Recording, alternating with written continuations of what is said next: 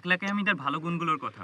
এই আখলাকে হামিদার ভালো গুণগুলো যদি আমরা গ্রহণ করি তাহলে এবং এর জন্য আমাদের আল্লাহ তাআলার উপর পূর্ণ বিশ্বাস রাখতে হবে, তার উপর পূর্ণ ঈমান আনতে হবে এবং আল্লাহ তাআলার সকল আদেশ নিষেধ মেনে চলতে হবে এবং রাসূলুল্লাহ সাল্লাল্লাহু আলাইহি ওয়াসাল্লামের আদর্শ নিজের চরিত্রে ধারণ করতে হবে। তাহলে আমরা আল্লাহর রহমত লাভ করতে পারবো এবং আল্লাহর রহমত যদি আমরা লাভ করতে পারি তাহলে আমরা দুনিয়ায় সফল কাম হবো, আখিরাতেও জান্নাত লাভ করতে পারবো এবং আখলাকে হামিদার ভালো গুণগুলো আল্লাহ তাআলা খুশি হয়ে আমাদের দান করবেন। এবং যদি আমাদের মধ্যে সততা, দেশপ্রেম, দায়িত্ববোধ এবং মনুষ্যত্ব ভালো ভালো গুণাবলীগুলো আমরা আল্লাহর রহমতে লাভ করতে পারি তাহলে আপনি দুনিয়ায় যেখানেই থাকেন আল্লাহ আপনাকে দিয়ে সবসময় ভালো কাজ করাবে, আপনার সকল সমস্যা আল্লাহ তাআলা সমাধান করে দিবে। আল্লাহ তাআলা হযরত মুহাম্মদ সাল্লাল্লাহু আলাইহি ওয়াসাল্লাম রাসূলুল্লাহ সাল্লাল্লাহু আলাইহি ওয়াসাল্লাম আমাদের একটা হাদিসে বলেছেন যে তোমার যদি জুতাটাও ছিঁড়ে যায় তাহলে তুমি আল্লাহকে প্রথম বলো, তোমার যে কোনো সমস্যা তুমি আল্লাহর সাথে শেয়ার করো। আল্লাহর সাথে আমরা যদি বেশি বেশি কথা বলি, সেটা এই যে সালাতের পাঁচ ওয়াক্ত জামাতে সালাত আদায়ের পরে দোয়া করি, মোনাজাত করি, সেই সময় যদি আল্লাহর সাথে কথা বলি, আমি দিনে সদা সর্বদা অবসর সময় হোক যে কোনো সময় আল্লাহর সাথে কথা বলতে পারি এবং রাসূলের ভালো ভালো দোয়া করতে পারি যে আল্লাহ তাআলা রাসূল তো আমাদের জন্য অনেক কষ্ট করেছে। একটা ঘটনা বলি যে তায়েফের ময়দানে আল্লাহর রাসূলুল্লাহ সাল্লাল্লাহু আলাইহি ওয়াসাল্লাম তায়েফের ময়দানে যখন ধর্ম প্রচার করতে গেলেন তখন তায়েফবাসী তাকে পাথর মেরে রক্তাক্ত করে ফেলেছিল, তার সারা শরীর রক্তাক্ত হয়ে গেছিলো, মুখে গায়ে হাত পা এমন কোনো জায়গা ছিল না যে রক্ত বের হতে বাকি ছিল, কিন্তু তার সারা শরীরের রক্তগুলো পায়ে এসে জমাট বেঁধে গেছিলো। তখন আল্লাহ তাআলার রাসূল জিবরাইল আল্লাহ তাআলার সাহায্যের জন্য আল্লাহ তাআলার রাসূলুল্লাহ সাল্লাল্লাহু আলাইহি ওয়াসাল্লামকে সাহায্য করার জন্য বা তার হেফাজতের জন্য জিবরাইল আলাইহিস সালামকে তার কাছে পাঠিয়েছিলেন। তো জিবরাইল আলাইহিস সালাম এসে বলল যে আল্লাহর রাসূল আপনি যদি বলেন তাহলে আমি এদেরকে সবাইকে ধ্বংস করে দিব বা এদের মাটির সাথে মিশিয়ে দেবে। আল্লাহ তাআলা আপনি যদি বলেন আল্লাহ তাআলা মিশিয়ে দেবে মাটির সাথে, এদের ধ্বংস করে দিবে। তো তখনও আল্লাহর রাসূল বলেছিল যে আল্লাহ ওদেরকে জ্ঞান দাও, ওরা তো নাবুদ, ওরা বোঝে না, ওদেরকে জ্ঞান দাও, ওদেরকে হেদায়েত করো। এটা ছিল আল্লাহর রাসূলের আদর্শ, আল্লাহর রাসূলের চরিত্র। একটা ঘটনা আরেকটা ঘটনা আছে যে মসজিদে নববীতে হযরত মুহাম্মদ সাল্লাল্লাহু আলাইহি ওয়াসাল্লাম কিছু সাহাবীদের সাথে মসজিদে নববীতে ওমর রাদিয়াল্লাহু ছিল, সেখানে অন্যান্য সাহাবীরা ছিল, তাদের সাথে ধর্মীয় আলোচনা বা একটা কথা বলতেন। সেই সময় এক বেদুইন লোক এসে মসজিদে নববীতে ঘোড়া ঢুকিয়ে দিল এবং সেখানে বসে প্রস্রাব করা শুরু করলো। তো এটা দেখে ওই ওমর রাদিয়াল্লাহু সহ অন্যান্য সাহাবীরা তাকে মারতে উদ্যত হলো। তখন রাসূলুল্লাহ সাল্লাল্লাহু আলাইহি ওয়াসাল্লাম ওই সকল সাহাবীকে বললেন যে তোমরা থামো, তাকে তার কাজটা সারতে দাও। তারপরে সে যখন পুরো প্রস্রাব করে ফেললো তখন রাসূলুল্লাহ সাল্লাল্লাহু আলাইহি ওয়াসাল্লাম তাকে সুন্দর করে বুঝিয়ে বলল যে তুমি যে এখানে প্রস্রাব করেছো জানো এটা কি? তিনি বলল আমি তো জানি না। আল্লাহ রাসূল বলল যে এটা হচ্ছে আমাদের ইবাদতগাহ, এটা মসজিদ, এখানে আমরা বসে আল্লাহর স্মরণ করি, ইবাদত বন্দেগী করি, আল্লাহর সাথে কথা বলি, এই কাজটা তো তোমার করা উচিত হয়নি। এরকম আরও সুন্দরভাবে তার সাথে ব্যবহার করলো। এই সুন্দর ব্যবহারের পরিপ্রেক্ষিতে ওই বিধর্মী লোকটা ইসলাম ধর্মে চলে আসলো এবং কলেমা পড়ে মুসলমান হয়ে গেল। এটাই হচ্ছে আমাদের ইসলামের সৌন্দর্য। তাইফের উদাহরণ দিলাম, তারপরে মসজিদে নববীতে বেদুইন লোকটার উদাহরণ এর জন্য আপনাকে দিলাম যে আমাদের আল্লাহ তাআলার রাসূল হযরত মুহাম্মদ সাল্লাল্লাহু আলাইহি ওয়াসাল্লামের আদর্শ ছিল এটা।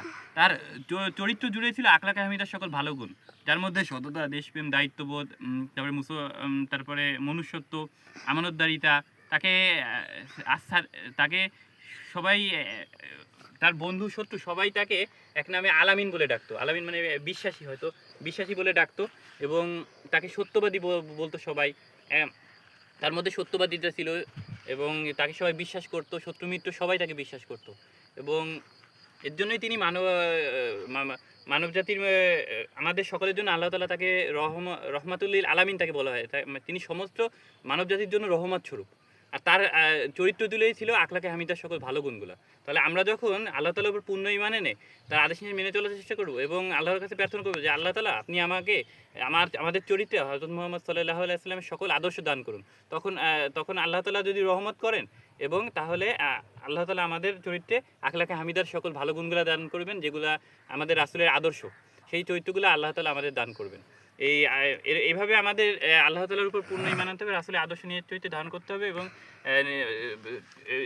ছোট থেকে একদম বড় বিভিন্ন বয়সে শিশু, বৃদ্ধ, যুবক, যুবতী, বিভিন্ন বয়সের মানুষ তো আমাদের সমাজে থাকে। আমাদের পাঁচ ওয়াক্ত সালাতের পর তো বলা হয়েছে যে তুমি জমিনে ছড়িয়ে পড়ো। আল্লাহ তাআলা বলছেন যে পাঁচ ওয়াক্ত সালাতের পরে তুমি জমিনে ছড়িয়ে পড়ো তোমার রিজিকের উদ্দেশ্যে বা কাজের উদ্দেশ্যে।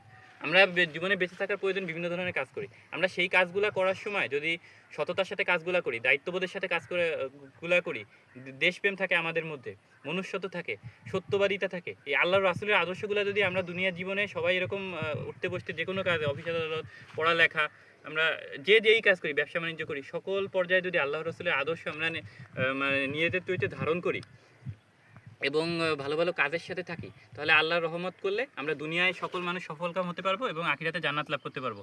এবং আমাদের ব্যবহার দেখে বিধর্মী যত মানুষ আছে, সেটা অন্য ধর্মের মানুষ, তারা আমাদের সুন্দর ব্যবহার দেখে দলে দলে ইসলাম ধর্ম গ্রহণ করবে। এটা তারা যখন বুঝতে পারবে যে ইসলাম ধর্মটা এত সুন্দর ধর্ম, এত ভালো ধর্ম, আমাদের ব্যবহার দিয়ে তাদেরকে বুঝাইতে হবে যে ইসলাম ধর্ম অনেক সুন্দর একটা ধর্ম, তাহলে তারা আমাদের ইসলাম ধর্মে আসবে এবং দলে দলে মানুষ ইসলাম ধর্ম গ্রহণ করবে। এবং আমরা সবাই একত্রে দুনিয়া সফলকাম হতে পারবো এবং আখিরাতে জান্নাত লাভ করতে পারবো এবং দলে দলে যে এরকম জান্নাতে প্রবেশ করতে পারবো। তাই আল্লাহ খুশি হবেন এবং আল্লাহর রাসূলও খুশি হবেন। আমরা আল্লাহ তাআলার শাফায়াতে যদি আল্লাহর রাসূলের শাফায়াত যদি পেতে চাই, তাহলে আল্লাহর রাসূলের যে আদর্শগুলো রয়েছে সেগুলো আমাদের চরিত্রে থাকতে হবে। আমাদেরকে আল্লাহর রাসূলের আদর্শ ধারণ করতে হবে। তো অনেক বেশি কথা হয়তো বলে ফেললাম। যদি আপনারা আমার কথাগুলো নিয়ে পর্যালোচনা করবেন এবং চিন্তা করবেন, এবং এই ভিডিওগুলো বেশি বেশি মানুষের কাছে ছড়িয়ে দিবেন, যাতে আমার কথাবার্তার দ্বারা আমার এই ভিডিওগুলো যদি বেশি বেশি মানুষের কাছে পৌঁছায় এবং এর মাধ্যমে যদি মানুষের জীবন পরিবর্তন হয় এবং মানুষ ভালো বা সত্য ন্যায়ের পথে আসতে পারে, আল্লাহ রসুলের আদর্শও আমরা ধারণ করতে পারি, আল্লাহর উপর পূর্ণ ঈমান আনতে পারি, তাহলে আমরা দুনিয়া সফলকাম হবো, আখিরাতে জান্নাত লাভ করব। এবং সেই উদ্দেশ্যে আমার ভিডিওগুলো তৈরি করা, যাতে আমরা সবাই একত্রিত থাকবো, আমরা সবাই ভালোভাবে থাকবো, দুনিয়ায় সফলকাম হবো এবং আখিরাতে জান্নাত লাভ করব। এই উদ্দেশ্যেই আমার এই ভিডিওগুলো তৈরি করা। আমার ভিডিওগুলো যদি আপনাদের পছন্দ হয় এবং তাহলে আপনারা বেশি বেশি লাইক, শেয়ার ও সাবস্ক্রাইব করবেন আমার চ্যানেলটি, বেশি বেশি মানুষের কাছে ছড়িয়ে দিবেন। এবং পরিশেষে একটা কথাই বলতে চাই যে আমরা মুসলমান, আমার পূর্বের অনেক ভিডিওতে অনেকবার আমি বলেছি যে আমরা মুসলমানরা যদি একত্রিত থাকি এবং আল্লাহ তাআলার উপর পূর্ণ বিশ্বাস এনে আল্লাহ তাআলার সকল আদেশহীন মেনে চলে আসলে আদর্শ অনুযায়ী চলি, তাহলে আল্লাহর রহমত আমরা লাভ করতে পারবো এবং দুনিয়ায় সফলকাম, আখিরাতে জান্নাত লাভ করতে পারবো। একই কথা হয়তো বারবার বলা হয়ে গেছে, কিন্তু আমাদের একত্রিত থাকতে হবে। আমাদের মধ্যে গ্রুপিং করা, বিভিন্ন দলমত নির্বিশেষে বিভিন্ন ধরনের গ্রুপিং না করে আমরা সবাই জাতি ধর্ম বর্ণ নির্বিশেষে সকল মুসলমানরা একত্রিত থাকবো এবং অন্য ধর্মের মানুষদের সাথে আমরা সবাই ভালো ব্যবহার করার চেষ্টা করব। তাহলে আমাদের ভালো ব্যবহার দেখে অন্য ধর্মের মানুষরা ইসলাম ধর্মে চলে আসবে, সবাই মুসলিম হয়ে যাবে। এবং এর কারণে এভাবে যদি আমরা চিন্তাভাবনা পরিবর্তন করতে পারি এবং ভালো ভালো কাজের সাথে থাকি, তাহলে আল্লাহ তাআলা চাইলে একসময় আমরা বিশ্ব ক্ষমতায় যেতে পারবো। এবং উসমানীয় সালতানাত তো 600 বছরের বেশি বিশ্ব ক্ষমতায় ছিল, কিন্তু তারা একটা আপনারা কি চিন্তা করে দেখেছেন, তারা আল্লাহ তাআলা আমাদের মুসলিমদের বিশ্ব ক্ষমতায় দেওয়ার পরে আবার কেন আমাদের কাছে কেড়ে নিলেন? আল্লাহর ইচ্ছায় আল্লাহ আমাদের কাছে বিশ্ব ক্ষমতা নিয়ে নিয়েছেন। কিন্তু আবার যদি আমরা আল্লাহকে রাজি খুশি করতে পারি এবং আল্লাহর সকল আদেশ মেনে চলতে পারি এবং রাসূলের আদর্শ অনুযায়ী জীবনযাপন করি, তাহলে আল্লাহ তাআলা চাইলে আবার আমাদের সেই বিশ্ব ক্ষমতায় আমরা যেতে পারবো এবং মুসলিমের শক্তিশালী হব।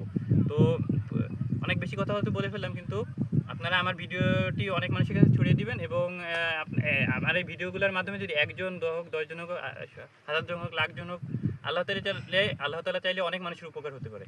আপনারা সবাই ভালো থাকবেন, আমার জন্য দোয়া করবেন। আপনাদের সবার জন্য দোয়া রইল, আপনাদের মনের সকল নেক ইচ্ছা অপূর্ণতাগুলো আল্লাহ তাআলা পূরণ করে দিক। আমরা সবাই মিলেমিশে থাকি, আমাদের দেশের অর্থনীতি শক্তিশালী হোক, সকল সমস্যা আল্লাহ তাআলা আমাদের দেশ থেকে সকল সমস্যার সমাধান আল্লাহ করে দিক। এবং যত মুসলিম দেশ আছে সকল মুসলিম দেশগুলোর যত কিয়ামত পর্যন্ত যত মুসলিম দেশ তৈরি হবে, মুসলিম দেশে সেসব মুসলিম দেশে আল্লাহ তাআলা বাংলাদেশ সহ সকল মুসলিম দেশগুলোর অর্থনীতি আল্লাহ শক্তিশালী করে দিক, মানুষের জানমালের নিরাপত্তা দান করুক, আমার সহ আমার পরিবার এবং সারা বিশ্বের সকল মুসলমান আমাদের সকলের ঈমান আল্লাহ বৃদ্ধি করে দিক, আমলগুলো ভালো করে দিক, আমাদেরকে সকল খারাপ থেকে আল্লাহ বাঁচিয়ে রাখুক। আমরা যেভাবে দুনিয়া সফলকাম হতে পারবো এবং আখিরাতে জান্নাত লাভ করতে পারবো, সেই সঠিক পথের দিশা আমাদেরকে দেখাক আল্লাহ। আপনার কাছে এই দোয়াই আমি করি এবং এই কথা বলে আমি আমার ভিডিও এখানে শেষ করতেছি। আসসালামু আলাইকুম সবাইকে।